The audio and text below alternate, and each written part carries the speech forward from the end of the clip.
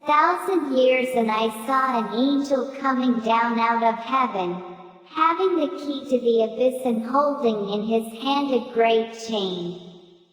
He seized the dragon, that ancient serpent, who is the devil, or Satan, and bound him for 1,000 years. He threw him into the abyss, and locked and sealed it over him, to keep him from deceiving the nations any more until the 1,000 years were ended. After that, he must be set free for a short time. 20 I saw thrones in which were seated those who had been given authority to judge. And I saw the souls of those who had been beheaded because of their testimony about Jesus and because of the word of God. They had not worshipped the beast or its image and had not received its mark on their foreheads or their hands. They came to life and reigned with Christ 1,000 years. The rest of the dead did not come to life until the 1,000 years were ended. This is the first resurrection. 6 Blessed and holy are those who share in the first resurrection. The second death has no power over them, but they will be priests of God and of Christ and will reign with him for 1,000 years.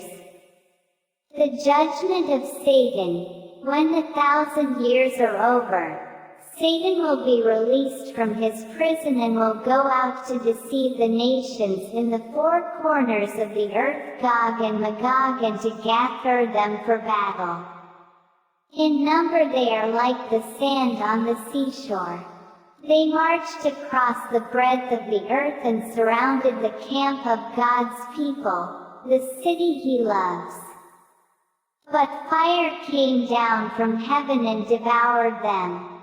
10 And the devil, who deceived them, was thrown into the lake of burning sulfur, where the beast and the false prophet had been thrown. They will be tormented day and night forever and ever. The judgment of the dead. Then I saw a great white throne and him who was seated on it. The earth and the heavens fled from his presence, and there was no place for them.